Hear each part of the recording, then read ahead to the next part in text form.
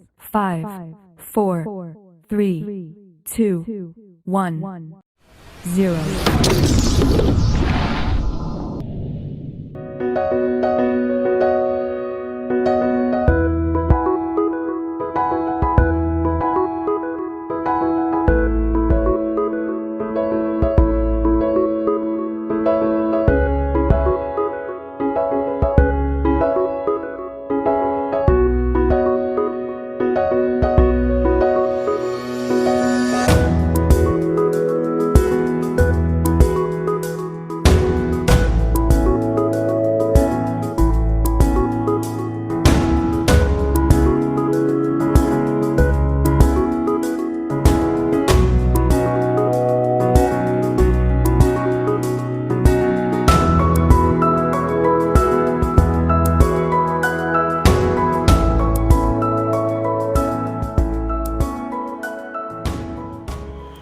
Selamat pagi Bapak Ibu yang terkasih, terima kasih atas kesediaannya untuk meluangkan waktu mengikuti acara sosialisasi program sekolah dan kegiatan pembelajaran SDK Sang Timur tahun 2020-2021. Semoga Bapak Ibu semua diberikan rahmat kesehatan dan kebahagiaan untuk dapat mengikuti acara ini dari awal hingga akhir. Untuk mempersingkat waktu, saya akan bacakan susunan acara kegiatan hari ini. Pembukaan akan diisi dengan doa pembukaan dan menyanyikan lagu Indonesia Raya oleh Bapak Yohanes. Sambutan Kepala Sekolah oleh Suster Theofrida. Sosialisasi program sekolah dan program pembelajaran oleh Ibu Citra. Kemudian ditutup dengan doa penutup oleh Bapak Yohanes. Pembukaan akan diisi dengan doa pembukaan dan menyanyikan lagu Indonesia Raya oleh Bapak Yohanes. Marilah suster, Bapak Ibu guru dan juga orang tua murid yang terkasih, kita awali kegiatan pagi hari ini dengan berdoa. Kita buat tanda kemenangan Kristus. Dalam nama Bapa dan Putra dan Roh Kudus. Amin. Selamat pagi Tuhan. Kami mengucap syukur dan terima kasih atas hari ini. Pada pagi hari ini berpertemukan kami, para orang tua murid, bersama kami, para guru dan suster, untuk bersama-sama mendengarkan sosialisasi kegiatan sekolah dan belajar mengajar tahun 2020-2021. Bapak, bimbing berkati kami, semoga pada hari ini kami bisa membicarakan hal-hal yang terbaik untuk perkembangan anak didik kami. Ya Tuhan, turunlah Roh Kudus-Mu kepada kami semua, sehingga pada pagi hari ini kami boleh mengawali acara ini dari pagi hingga siang hari, semoga dapat berjalan dengan baik. Semua ini kami mohon dengan peran Kristus, Tuhan dan pengantara kami. Amin. Marilah kita satukan dengan doa Bapa kami. Bapa kami yang ada di surga, dimuliakanlah nama-Mu, datanglah kerajaan-Mu, jadilah kehendak-Mu di atas bumi seperti di dalam surga. Berilah kami rezeki pada hari ini, dan ampunilah kesalahan kami, seperti kami pun mengampuni yang bersalah kepada kami. Dan janganlah masukkan kami ke dalam pencobaan, tetapi bebaskanlah kami dari yang jahat. Amin. Dalam nama Bapa dan Putra dan Roh Kudus. Amin.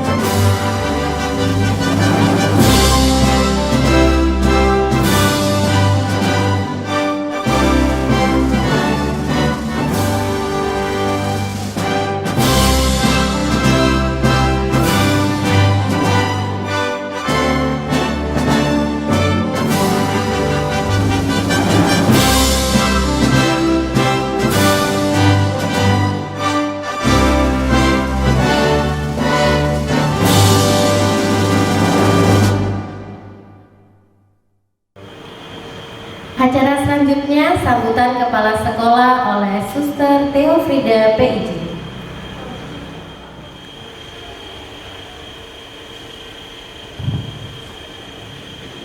Bapak Ibu orang tua wali murid kelas 2 yang saya hormati, selamat pagi, selamat datang dan selamat berjumpa di acara kegiatan sosialisasi program sekolah ini.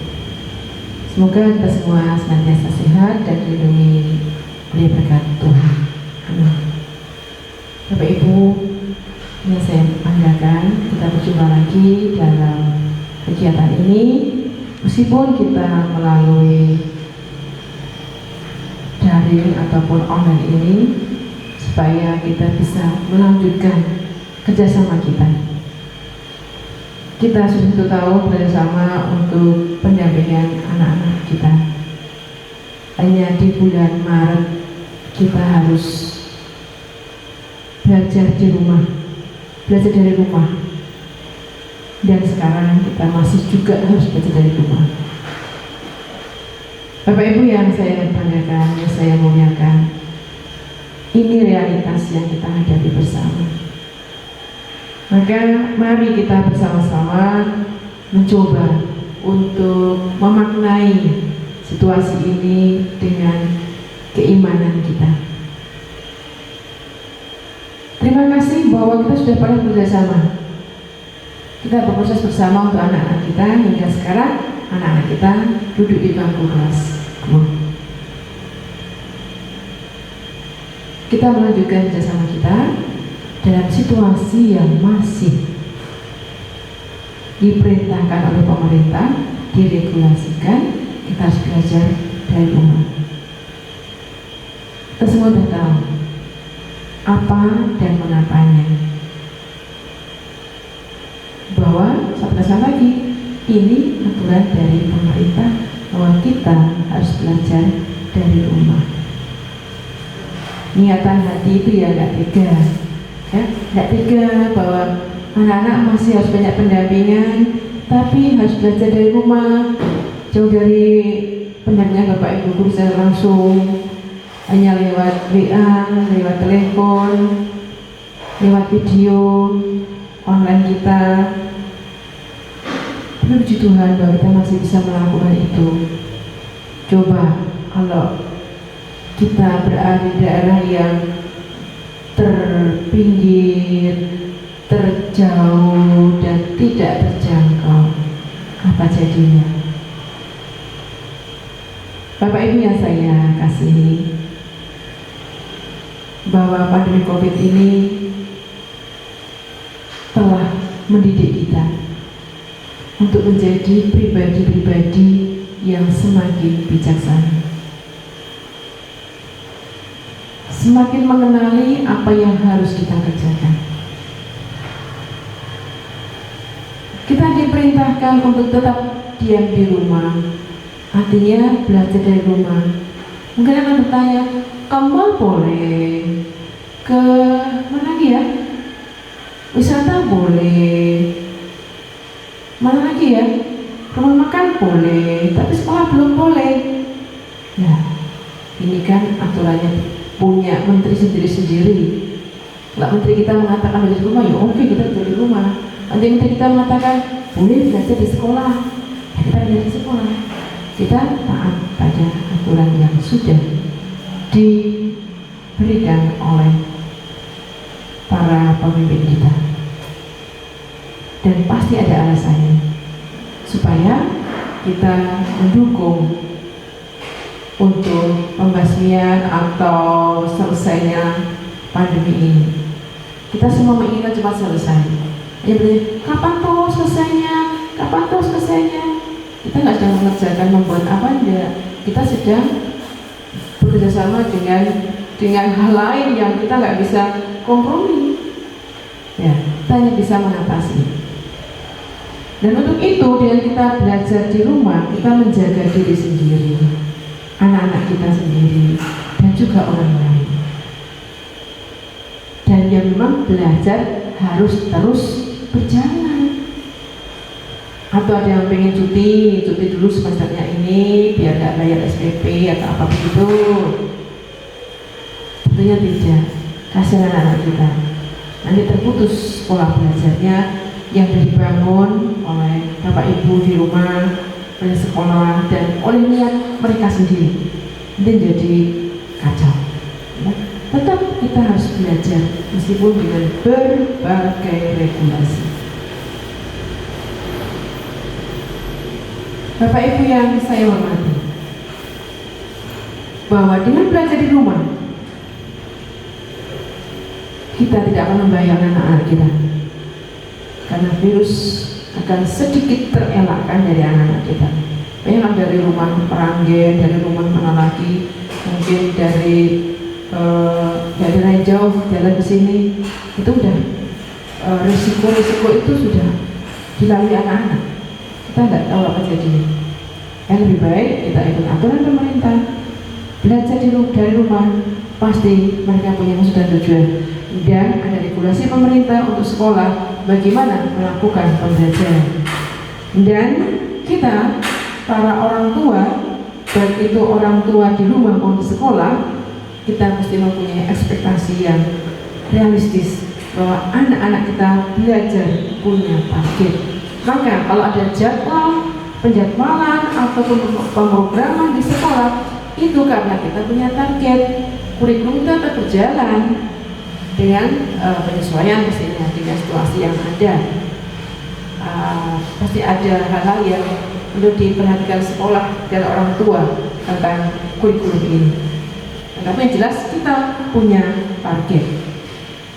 Maka Bapak Ibu sekalian, peran kita sebagai orang tua dalam belajar dari rumah, kita perlu memaksimalkan pembelajaran melalui kedekatan orang tua dengan putra putrinya. Diatur saja waktunya, karena Bapak Ibu harus bekerja ya, saya tahu itu. Jadi atur waktunya bagaimana anak-anak tetap bisa belajar bersama dengan orang tua. Yang penting memberitahu sekolah kapan kita diakhiri pembelajarannya atau ulangannya atau apanya begitu ya. Jadi tetap kita melakukan belajar setiap hari. Ya kalau memang jamnya sesuai yang dianggarkan di jadwal sekolah itu tidak bisa, ya Bapak Ibu sekali koordinasi dengan sekolah. Bu, Pak, ini kami sedang begini begitu sehingga belajarnya jam sekian, kemudian jam sekian, tidak apa-apa. Yang penting dikomunikasikan. Kemudian anak-anak juga akan mendapat keteladanan dari orang tua. Saya yakin anak-anak itu sebenar-benarnya itu ya hero itu ada di rumah, ya, di rumah. Jadi sekolah itu ya ini beberapa waktu saja. Maka kita gunakan momen itu Bapak Ibu. Kita menjadi teladan yang baik bagi putra putri kita. Kita siapapun kita yang mendampingi anak kita, mungkin kakaknya, mungkin tantenya, mungkin omnya, mungkin kakek neneknya, tidak apa-apa. Yang penting anak-anak ada pendampingan dan ada mendapat teladan yang baik dari rumah, dari orang tua. Dan pola pembelajaran, ya mungkin Bapak Ibu sudah mengalami dari belajar di masa pandemi ini dari kelas 1 yang sekian bulan itu, dan sekarang kita mulai lagi di tahap pelajaran ini sudah sekian hari, dan kita terus mencari cara bagaimana supaya anak tetap bisa belajar, tetap bisa mengerti, menerima materi-materi dari sekolah. Memang kita mengambil pola offline dan online karena ya kita mau berpartisipasi pada kita semua. Ada orang tua yang mungkin tidak mampu untuk selalu pakai paketan internetnya, ya kita mencoba mencari bentuk yang mungkin bisa meminimalisir penggunaan paketan. Ya, dikatakan kuno atau ya nggak apa-apa. Mungkin kita yang penting kita bisa belajar dan kita bisa mengcover teman-teman yang memang sangat keberatan kalau harus selalu menggunakan paketan internet. Maka di sini kita akan menggunakan program-program yang sudah diberikan oleh guru kelasnya. Maka monggo koordinasi lewat guru kelasnya. Mungkin halaman berapa dipelajari atau membuat apa atau sebagaimana, itu silakan memperhatikan di grup kelasnya. Dan orang tua membantu menyiapkan, meskipun sekolah waktu itu kita juga bisa tatap muka, ya orang tua menyiapkan. Apalagi sekarang orang tua anak-anak belajarnya di rumah. Nah juga tentunya harus ini murni orang tua yang membantu menyiapkan. Bapak Ibu, bila mengalami masalah terkait pembelajaran ini yang diberikan oleh sekolah lewat guru-guru, mohon koordinasinya. Ya, komunikasi. Gunakan handphone kita untuk koordinasi yang baik supaya anak-anak kita bisa belajar, tidak bingung. Ya, juga bertanya pada sekolah, guru yang memang bisa memberikan jawaban atau solusinya. Jadi kalau gurunya nggak bisa memberi jawaban, bisa akan dikonsultasikan kepada saya atau siapapun yang punya kepentingan pada hal yang disampaikan. Bapak Ibu guru di sekolah akan terus berkoordinasi dengan para orang tua wali murid, tentunya tetap lewat WA group tentang bagaimana pembelajaran anak-anak kita. Harusnya sih kami bisa sesering mungkin memvisit ya, pemantauan ke rumah. Ya, karena akan atur coba nanti, karena juga kesibukannya harus mengirim materi kepada anak-anak, mempersiapkan, dan masih lagi tuntutan yang lain dari pemerintah. Maka kami coba mengatur waktu dulu, nanti kami juga akan memvisit selama kita masih belajar dari rumah supaya mengetahui lebih jelas apa yang terjadi dengan belajar di rumah. Bapak Ibu orang tua wali murid dengan sekolah tentunya bekerjasama juga dalam hal belajar ini. Para guru akan memberikan panduan untuk belajar. Orang tua memberikan pendampingannya di rumah. Dan sekali lagi pemantauan itu akan dilakukan oleh guru juga. Mungkin kalau belum membuat tugas, kenapa? Bapak ini si Danu ini belum kumpul tugas. Atau kalau sebelum ditanyakan guru, tolong Bapak Ibu sampaikan dulu karena hari ini harus dikumpulkan ya. Kalau terhambat, WA saja nggak apa-apa, Bu. Ini karena ini, sehingga kan tahu ada komunikasi. Ya, ini juga sebagai teladan pada membangun karakter juga untuk anak-anak kita. Dan orang tua murid mendampingi terlebih ketika anak-anak harus membuat aktivitas. Mungkin guru memerintahkan untuk membuat misalnya, ya, membuat perkalian dari lembar-lembar kertas atau membuat keterampilan karya apa begitu, ya tolong didampingi tentunya agar dia bisa paham. Karena di sekolah pun orang tua juga didampingi, karena di rumah jika orang tua sebisa mungkin memberikan pendampingan. Bapak Ibu yang saya hormati, hal-hal teknis semuanya akan disampaikan lewat WA group.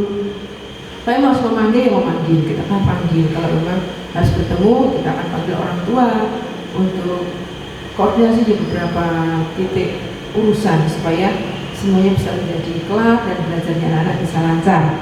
Dan sekolah sendiri akan bila ada regulasi-regulasi akan kami sampaikan juga lewat WA group kelasnya, sehingga kita bisa berjalan bersama meskipun kita belajar lewat dari rumah. Bapak Ibu, maka mari kita menyambut baik, menyambut positif situasi ini. Tidak ada yang mau menerima situasi yang sulit ini, ya, ada yang mau, dan kita nggak bisa menolak. Dan memang harus terjadi begitu. Maka mari kita bertanya, apa yang harus saya buat terhadap situasi ini supaya semuanya bisa tetap berjalan. Kita akan menanggung bersama situasi ini. Maka sekolah dan orang tua selalu berkoordinasi, namanya bukti penanggungan bersama kita. Kita perlu mengambil hikmahnya dari situasi ini, sehingga kita nggak hanya lewat saja begitu, hanya berkeluh kesah, hanya garuk kepala karena sulit, hanya pusing, tapi mari kita mencari obatnya supaya kita tidak terpuruk terhadap situasi ini. Kita harus keluar, harus bangkit, dari situasi ini. Karena COVID ini yang selama masih ada di sekitar kita, kita harus berjalan beriringan, jangan bergandengan ya, beriringan. Maka patuhi protokol kesehatan yang ada, baik di rumah, di lingkungan, di tempat-tempat keramaian, dan di sekolah. Nah, kalau sekolah ketika mengadakan kegiatan harus datang ke sekolah, harus apa, pasti ada beberapa kegiatan protokolnya ya itulah kita mencoba untuk ikut ambil bagian program pemerintah mengurangi, menghilangkan pandemi ini, dan kita terus berkomunikasi agar kita bisa meneruskan program sekolah, program belajarnya anak yang harus kita tempuh lewat jarak jauh ini. Tetapi kita yakin bahwa kita tidak jauh, kita dekat. Dan komunikasi kita sudah cukup mendekatkan kita untuk berbagai keperluan, terlebih untuk mentuntaskan belajarnya anak-anak kita. Bapak Ibu, silakan berupaya untuk dapat memenuhi apa yang diperlukan anak-anak. Buku LKS digunakan, lalu buku paket yang sudah Bapak Ibu miliki juga akan digunakan. Maka yang masih belum silakan berusaha mendapatkan, karena anak-anak tanpa buku ya nanti akan kesusahan dalam belajar. Maka sekali lagi mari kita berusaha bersama, menanggung bersama, dan berdoa bersama supaya kita bisa memerangi situasi ini dan anak-anak kita tetap bisa belajar dengan baik. Semoga perjumpaan kita pada saat ini, hari ini, bisa sedikit memberikan peneguhan usaha kita dalam hal ini. Selamat pagi, terima kasih. Terima kasih untuk Suster Teofrida yang telah memberikan sambutannya. Selanjutnya, sosialisasi program sekolah dan program pembelajaran oleh Ibu Citra. Selamat pagi Suster, Bapak Ibu guru dan Bapak Ibu orang tua murid kelas 2. Di sini saya akan menyampaikan sosialisasi kurikulum 2013 dan kegiatan belajar mengajar di kelas 2. Mari kita simak bersama-sama. Ini adalah wali kelas 2. Kelas 2A itu wali kelasnya adalah Citra Sintarani atau saya sendiri. Untuk kelas 2B adalah Pak Yohanes Sugiarto. Untuk kelas 2C adalah Bu Sonya Ovinta. Jadi ini wali kelas 2A, 2B, dan 2C. Untuk guru pengampu bahasa Inggris adalah Mr. Tommy. Dan untuk guru komputer adalah Pak Evan. Fakta nilai pada kurikulum sebelumnya. Jadi sebelum kurikulum 2013, kita memakai kurikulum KTSP. Faktanya ketika kita memakai kurikulum KTSP, nilai yang bagus itu tidak berbanding lurus dengan baiknya sikap atau karakter seseorang. Ini terbukti dengan adanya beberapa kasus yang melibatkan orang-orang dengan nilai akademik tinggi. Jadi antara nilai sikap, pengetahuan itu tidak berbanding lurus. Lebih bagus nilai akademiknya, namun sikapnya tidak tertata dengan baik. Pengertian pembelajaran tematik. Tahun ini kita masih menggunakan kurikulum tematik. Apa itu pembelajaran tematik? Pembelajaran tematik itu pembelajaran yang menggunakan tema untuk mengaitkan beberapa mata pelajaran sehingga dapat memberikan pengalaman bermakna kepada siswa. Itu adalah pengertian dari pembelajaran tematik. Di sini bisa dilihat bahwa anak-anak itu sedang bermain, ya, sedang bermain tapi sambil belajar. Nah, di sini ada gabungan antara pembelajaran matematika dan pembelajaran SBDP. Itu digabungkan menjadi satu tema. Arti penting pembelajaran tematik. Pembelajaran tematik ini menekankan keterlibatan siswa dalam proses belajar secara aktif sehingga siswa itu memperoleh pengalaman langsung dan terlatih untuk menemukan sendiri berbagai pengetahuan yang sedang dipelajari. Pembelajaran tematik juga menekankan penerapan konsep belajar sambil melakukan. Nah, di sini anak-anak itu membuat bangun ruang menggunakan lidi dan plastisin. Dari pembuatan ini, anak-anak bisa mengetahui jumlah rusuk, jumlah sudut, dan jumlah sisi. Lalu anak-anak juga belajar menggunakan balon di sini, itu tentang penerapan benda gas di kehidupan mereka sehari-hari. Lalu ada kegiatan mengukur, itu mereka alami sendiri secara langsung dan mereka menemukan pengetahuannya sendiri. Lalu apa keuntungan pembelajaran tematik? Keuntungan pembelajaran tematik itu siswa mudah memusatkan perhatian pada suatu tema tertentu. Siswa mampu mempelajari pengetahuan dan mengembangkannya. Kompetensi dasar antar mata pelajaran dalam tema itu sama.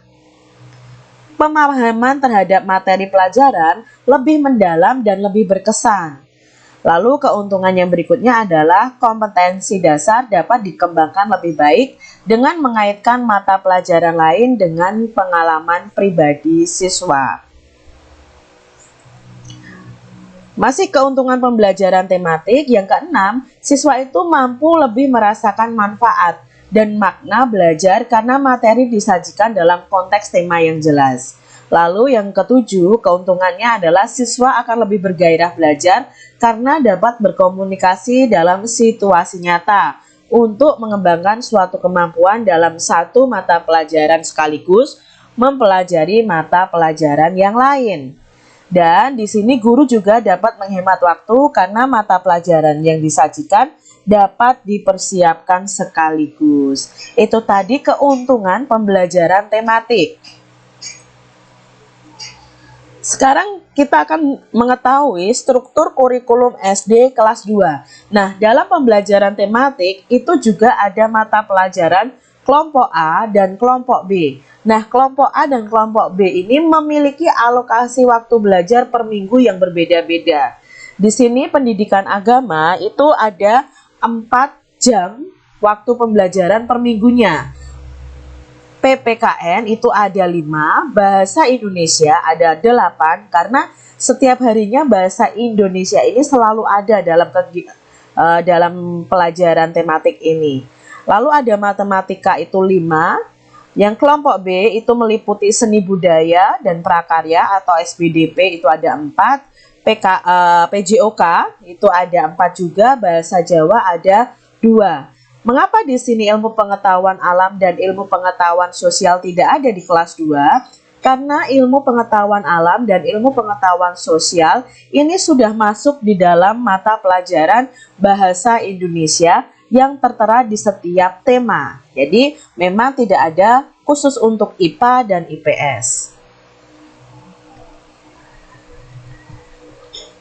Kelompok mata pelajaran A merupakan mata pelajaran yang memberikan orientasi kompetensi lebih kepada aspek kognitif dan afektif. Jadi kelompok A tadi contoh pendidikan agama, PKN, bahasa Indonesia, matematika itu lebih berorientasi pada aspek kognitif dan afektif. Sedangkan untuk kelompok B itu lebih ke menekankan kepada aspek afektif dan psikomotor. Jadi lebih ke psikomotor anak. Misalnya contoh mereka mewarnai, itu lebih ke psikomotor. Mereka berolahraga, itu lebih kepada psikomotor anak. Proses pembelajaran. Nah, proses pembelajaran dalam tematik ini itu sangat lengkap dari mengamati, menanya, mengolah, menyajikan, menyimpulkan, dan mencipta. Diharapkan anak bisa memenuhi 6M ini: mengamati, menanya, mengolah, menyajikan, menyimpulkan, dan mencipta.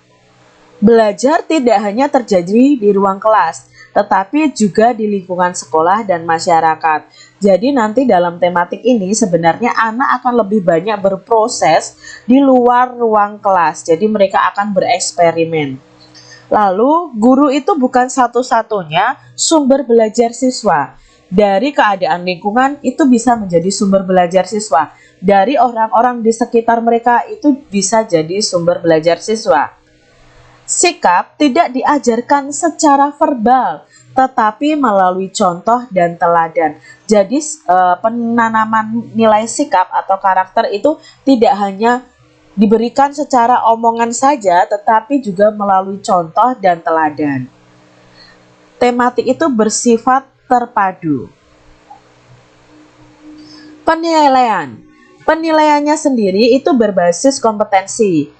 Pergeseran dari penilaian melalui tes atau mengukur kompetensi mengetahui berdasarkan hasil saja menuju penilaian otentik. Nah, untuk kurikulum 2013 itu kita menggunakan penilaian otentik.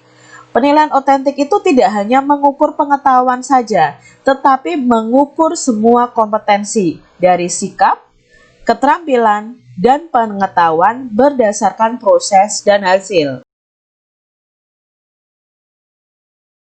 Penyempurnaan pola pikir. Nah, pola pembelajaran yang terpusat pada guru di tematik ini terpusat pada peserta didik.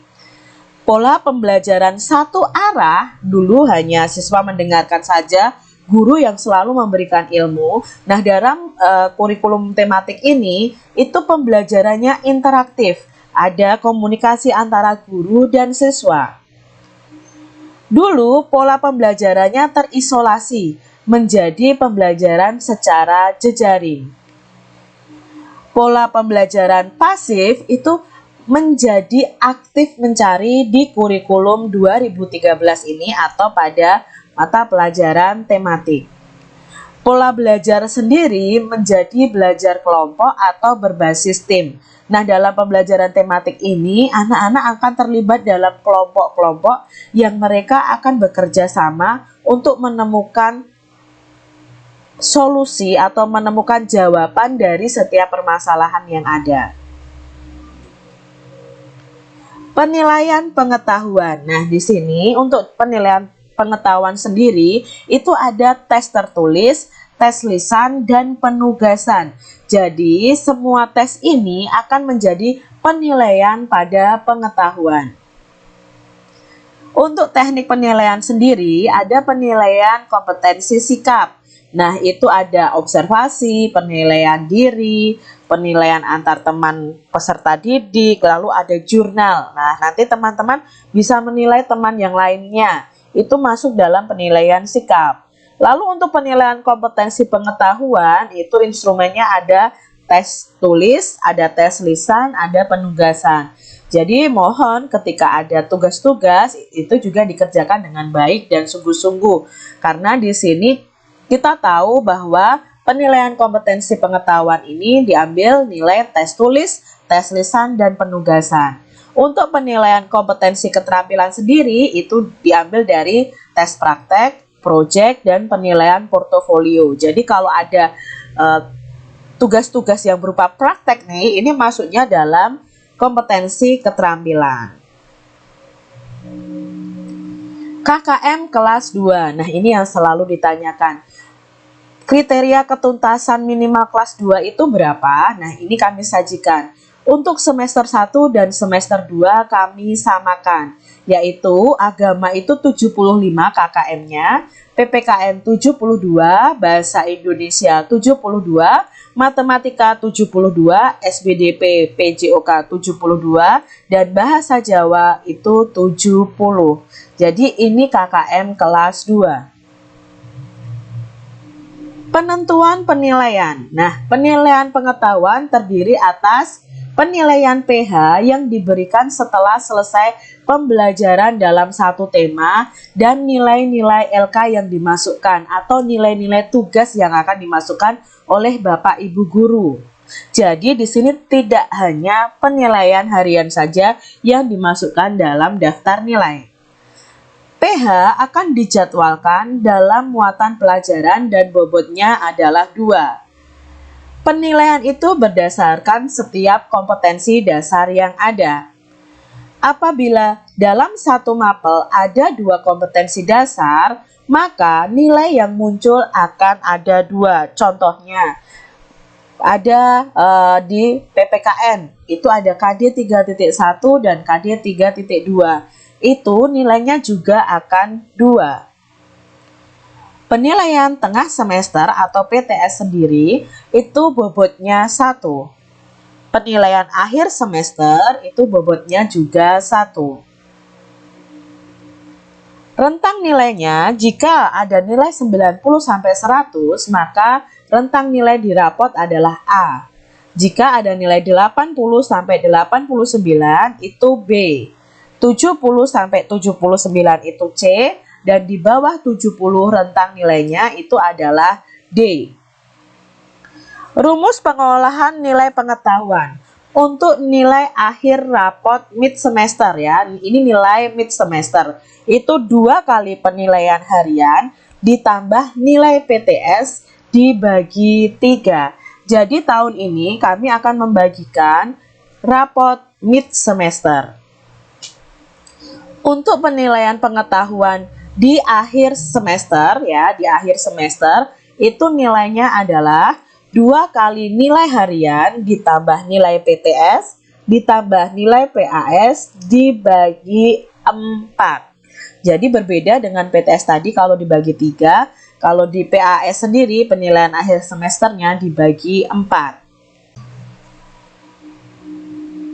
Penyerahan hasil belajar peserta didik diberikan pada tengah semester dan diberikan pada akhir semester 1 dan akhir semester 2. Remedial penilaian harian tiap satu tema dilaksanakan dalam bentuk tertulis. Namun selama pembelajaran jarak jauh atau daring ini tidak ada remedial. Jadi remedial itu nanti akan dilakukan ketika sudah pembelajaran tatap muka. Remedial dilakukan oleh siswa yang nilainya itu tidak memenuhi KKM dan dilaksanakan maksimal 3 kali dengan tahapan berikut. Jadi remedial pertama itu dengan tahapan tertulis. Jika dia masih remedial lagi, maka dilakukan dengan lisan. Yang ketiga, jika remedi 1, 2 tidak memenuhi KKM, maka remedi yang ketiga adalah penugasan.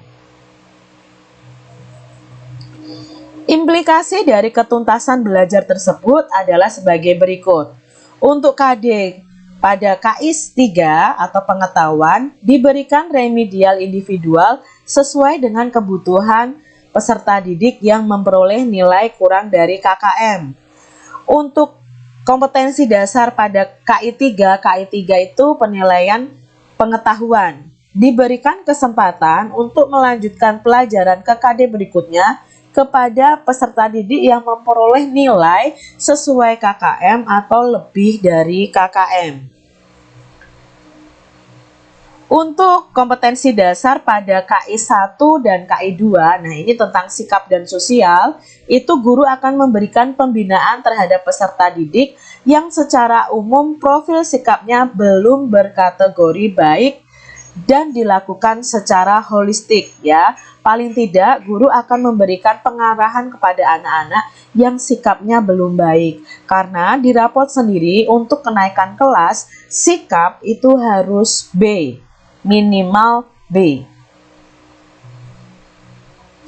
Contoh penilaian atau ulangan. Nah, di sini ada contoh penilaian atau ulangan. Contohnya adalah ulangan PPKN tema 1 KD 3.1. Mengapa kita ulangannya tidak langsung satu tematik yang terdiri dari 5 mapel, yaitu PPKN Bahasa Indonesia, Matematika, SBDP, dan PJOK, karena itu akan memberatkan siswa dalam belajar. Maka kami akan membuat ulangan itu per mata pelajaran per kompetensi dasar. Nah, contohnya di sini adalah ulangan PPKN di tema 1 KD 3.1. Nah, KKM-nya 72. Di sini ada nama siswa adalah Udin. Udin nilai ulangannya 90. KKM-nya 72. Berarti dia sudah memenuhi syarat, maka nilai akhirnya 90. Edo ternyata nilai ulangannya 60. Berarti di bawah KKM. Lalu Edo melakukan remedi. Remedi yang pertama nilainya 100, berarti sudah memenuhi KKM. Maka nilainya yang dimasukkan di daftar nilai itu bukan 100, tetapi nilai minimal KKM yaitu 72. Karena nanti kalau ini dimasukkan 100, otomatis Udin akan rugi nilai. Jadi itu bedanya. Sedangkan di sini Siti nilai ulangannya 50 di bawah KKM. Remedi 1 40 masih di bawah KKM lagi. Lalu remedi 2 60 masih di bawah KKM. Dan remedi ketiga yang terakhir 60 juga. Jadi masih di bawah KKM. Maka yang diambil adalah nilai tertinggi. Nah, nilai tertingginya Siti adalah 60. Itu tadi contoh penilaian untuk penilaian harian atau ulangan. Kriteria kenaikan kelas. Nah, untuk kenaikan kelas sendiri ada kriteria minimalnya. Yang pertama, menyelesaikan seluruh program pembelajaran dalam 2 semester pada tahun pelajaran yang diikuti. Yang kedua, mencapai tingkat kompetensi yang dipersyaratkan, minimal sama dengan KKM. Lalu yang ketiga, mencapai nilai sikap untuk semua mata pelajaran itu minimal baik. Jadi nilai sikapnya baik.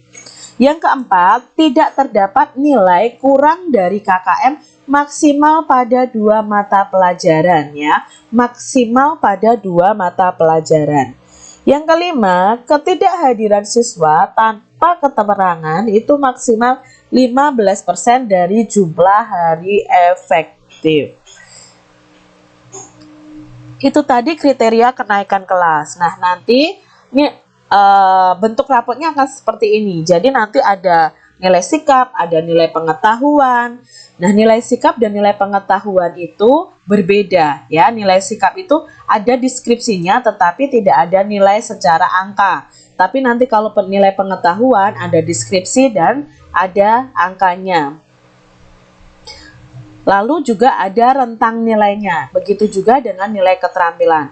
Ada juga di sini ada nilai ekstrakurikuler dan lain sebagainya.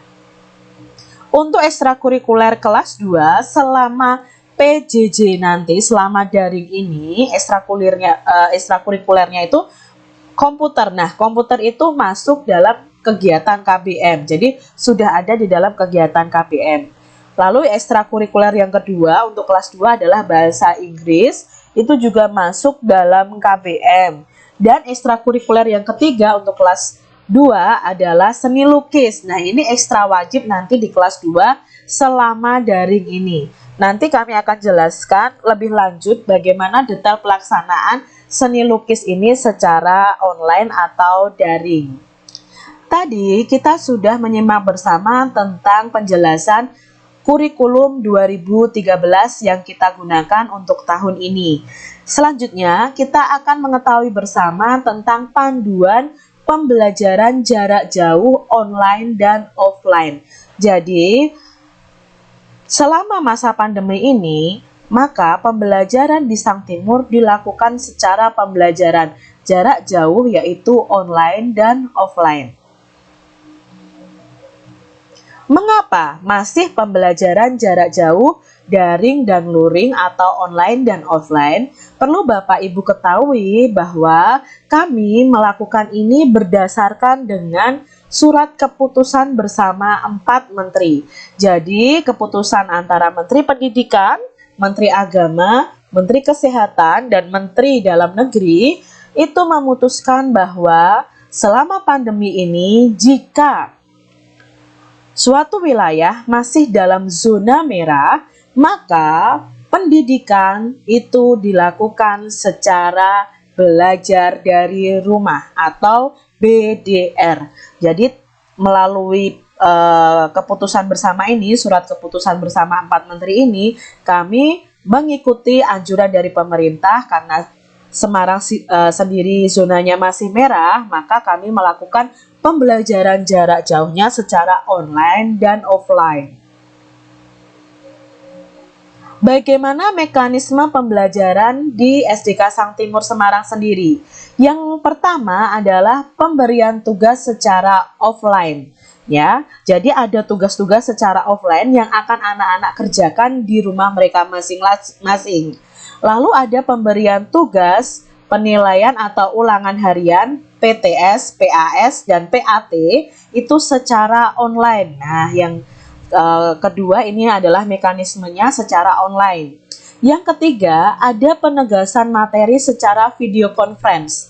Nanti akan kami jelaskan satu persatu. Yang berikutnya ada pembuatan video pembelajaran untuk para peserta didik. Yang pertama, pemberian tugas secara offline.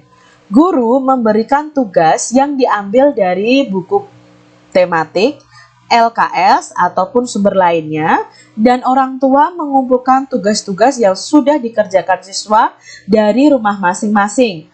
Pengumpulan tugas pada hari Jumat dan akan diinformasikan melalui grup kelas ya. Grup WA kelas akan diinformasikan nanti oleh Bapak Ibu guru. Guru akan membuat LK sebagai rangkuman dari tugas-tugas yang ada, tetapi dalam bentuk soal.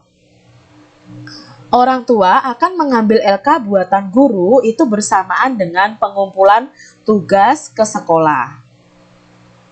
Ada pemberian tugas tentang life skill-nya. Nanti dari Bapak Ibu guru juga akan memberikan tugas tentang life skill, misalnya mencuci piring, memasak, menyapu, dan lain sebagainya. Ini pemberian tugas secara offline yang anak-anak kerjakan di rumah mereka masing-masing di buku mereka.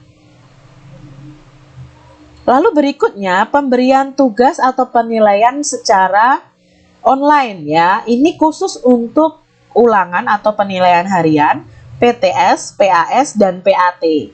Nah, pemberian tugas harian itu dilakukan melalui WA grup kelas setiap jam pembelajaran. Jadi setiap pembelajaran guru akan memberikan tugas-tugas apa yang harus dikerjakan anak selama satu hari tersebut.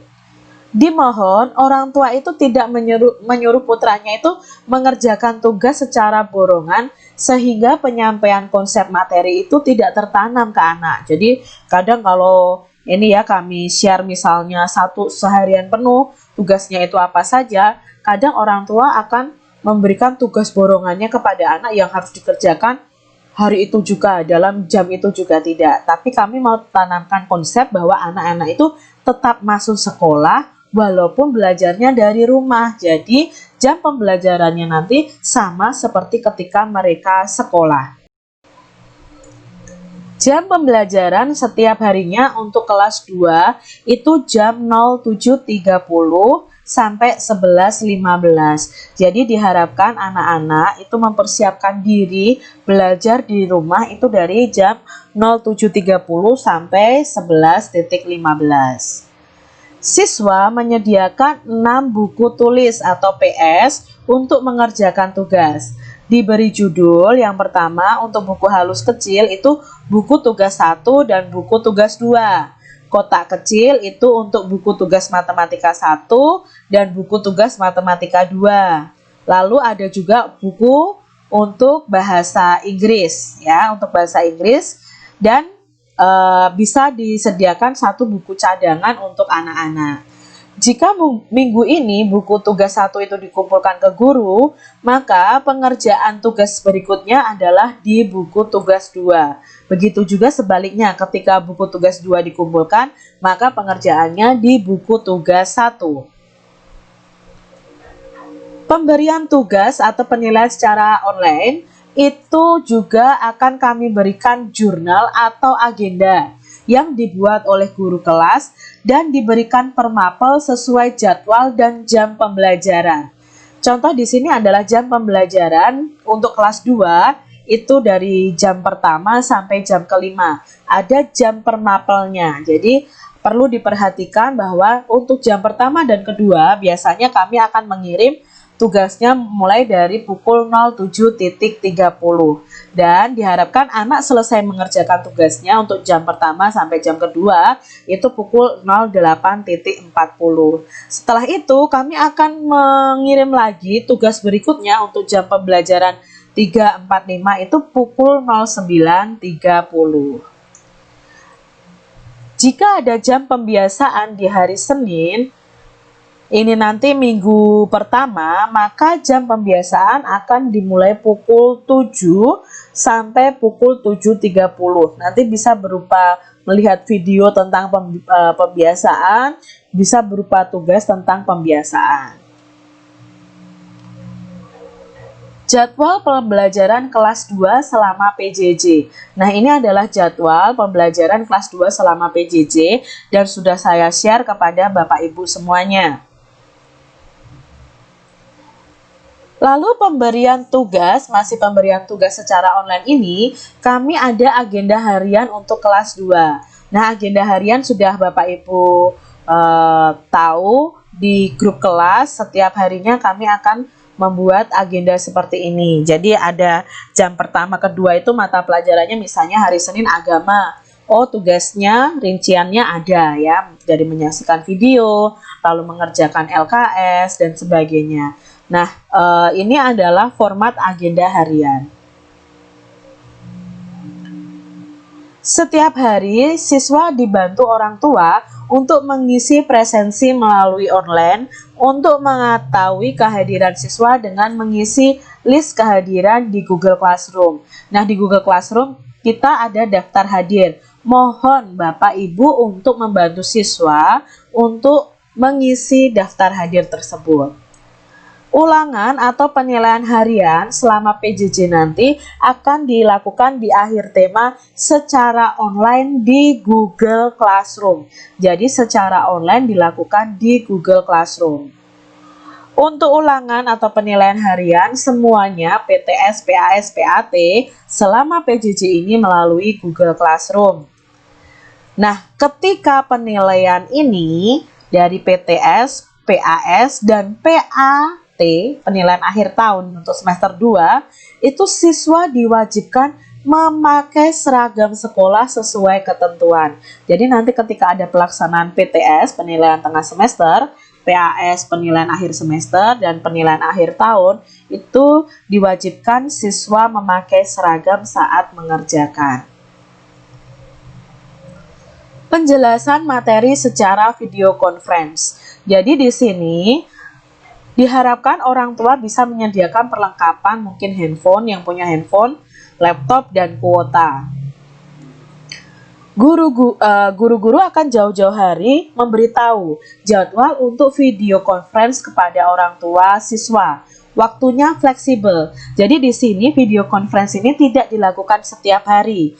Video conference ini hanya dilakukan sesuai dengan permintaan atau sesuai dengan jadwal dari guru sendiri. Misalnya 1 seminggu sekali. Nah, di sini diharapkan bisa mempertegas materi. Lalu kami para guru juga bisa mengenal para siswa dan menanyakan kepada siswa materi mana yang belum jelas. Itu tujuan dari video conference ini.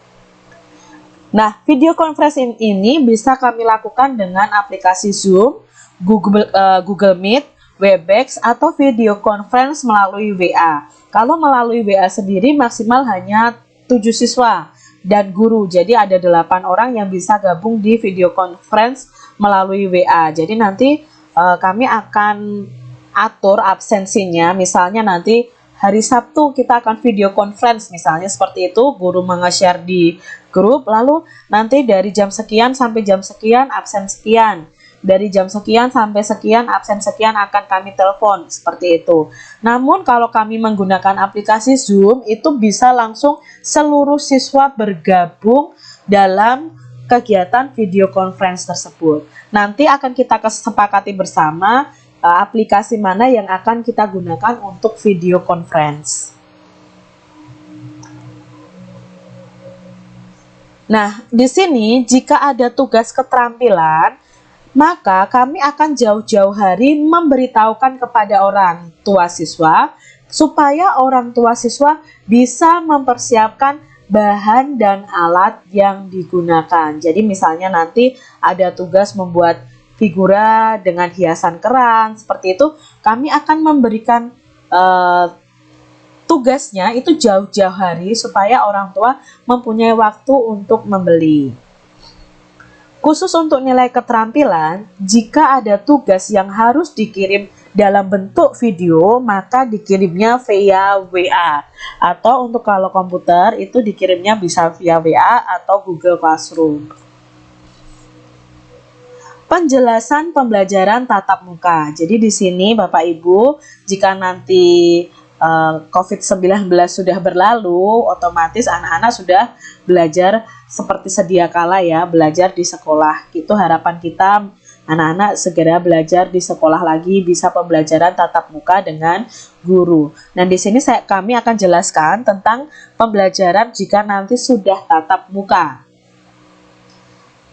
Untuk pembelajaran tatap muka sendiri tentang pemakaian seragam masih sama seperti kelas 1 dulu. Ya, Senin Selasa putih merah, Rabu Kamis krem hijau, Jumat batik putih. Untuk pelajaran olahraga menyesuaikan agenda.